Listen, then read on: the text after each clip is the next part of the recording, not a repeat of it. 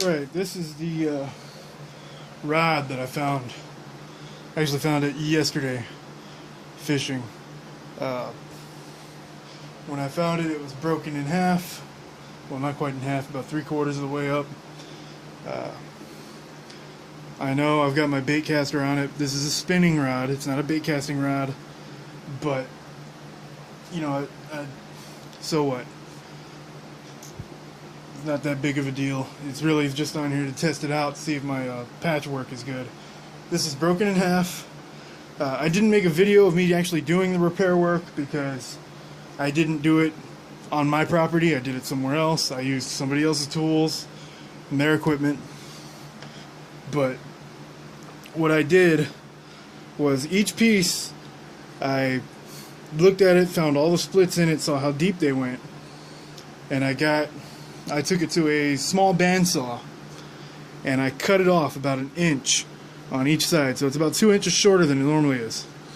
I cut it off and I filed down each side, got all the frays out, made sure neither side was split anymore, and after filing it down and smoothing everything out, I made them flush. Then I went and I was looking for something to put inside of it. What I ended up putting in there was actually a piece of it was a piece of fencing material. It was the piece of wire that you put from the fence around the pole to attach the fence to the pole, like a chain link fence. So it's the same material as a chain link fence. And I straightened it out. It's about 3 to 4 inches long inside there. It fit snugly, fit perfect, was in there. So what I did was I also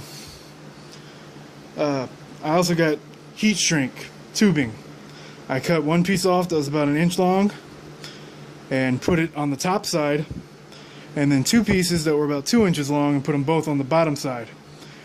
Then I got some epoxy mix, where it's 2 different tubes of epoxy and you mix them together until it's clear at first and then it turns white, foamy, and thick. It's a quick set stuff. It was dry. It set in like 5 minutes. I stirred that up and got it on the rod. I put the rod in about halfway on both sides and slid them together, and there was a lot of excess. It was plenty. I didn't use a whole lot, but I still used plenty. And I didn't even let it dry because it doesn't need air to set. So I immediately, just so it would have a stronger bond with the tube, I slid the top tube that was about 1 inch long. I slid that down over about halfway, and I used a cigarette lighter to heat it, and it shrank and clung to it. And then I slid the first 2-inch piece over, did the same thing, and then I went 3 layers. I did the next 2-inch piece, it was a little bit longer, over it, and heated it up, did the same thing. And then I let it just sit there it set in like 5 minutes, but I let it sit there for about half an hour.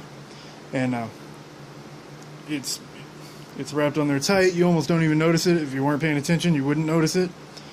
And after about half an hour, I got it and was swinging it around outside to test the strength of it. And you see how it did bend a little bit right there right now when I was testing it out. That's the metal bar inside of it. So you might find something a little stronger, something that doesn't bend as easily. That's the first time that happened, so it's not that big of a deal, but it's still got plenty of tension there. That's because I was doing it harder now than I did earlier. But it's holding together fine. I put my rod on there, testing out the tension. It's, as you can see there, it's not coming to a point. It's not creasing. When it did right now, it's because I grabbed it right here and was bending it. If you bend it from the end, it doesn't do that. So the reason it's bowed right now is because I've got it with tension on it with my reel. If I were to release the tension, it would snap back right. Let me show you. And there you go. Now I got a backlash now.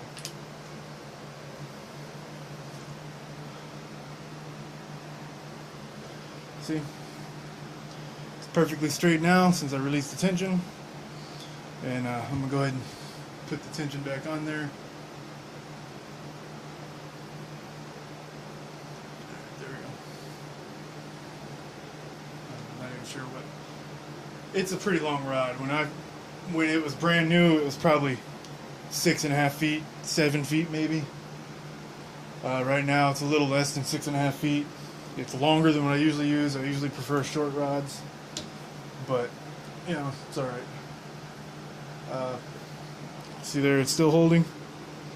I'm gonna go out whenever I get a chance, and I'm gonna fish with it, test it out, see if I can catch something, see how it reacts, see if it'll hold up to a fish.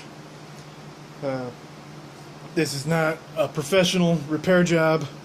If you took it somewhere, they wouldn't do anything like this. One of the things I was thinking about doing was getting the detachable ferrule, like what a breakaway rod would have, where you could pull it apart, like one of my other rods, like my cheap rods, where you pull them apart and it's in two halves.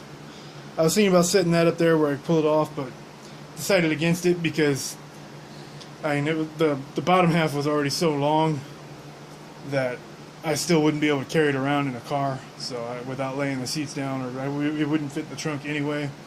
So I figured, why not have the full size rod with the, you know, without the that breakaway part in it.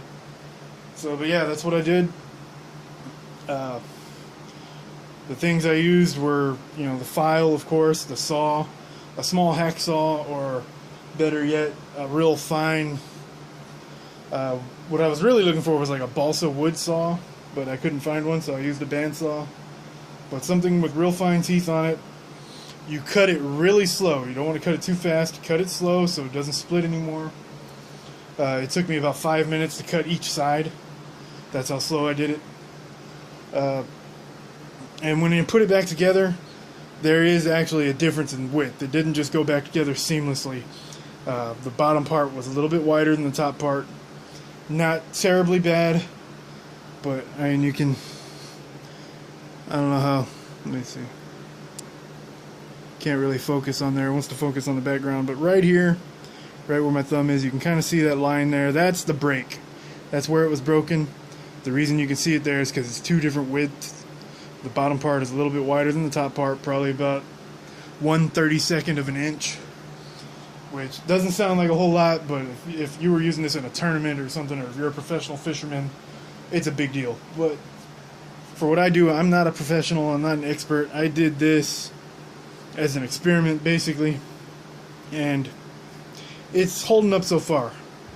It doesn't seem to have any problems. If I hook into something more than 5 pounds, I might have some issues, but I mean, the places I fish, the biggest fish are maybe 1.5 pounds to 2 pounds, so that's why in all my videos all the bass are real small. It's not that they're baby bass or anything like that, it's just because they don't get very big around here. But that's what I did, and maybe in the next time you see a video from me, it'll be me testing this out. So next time.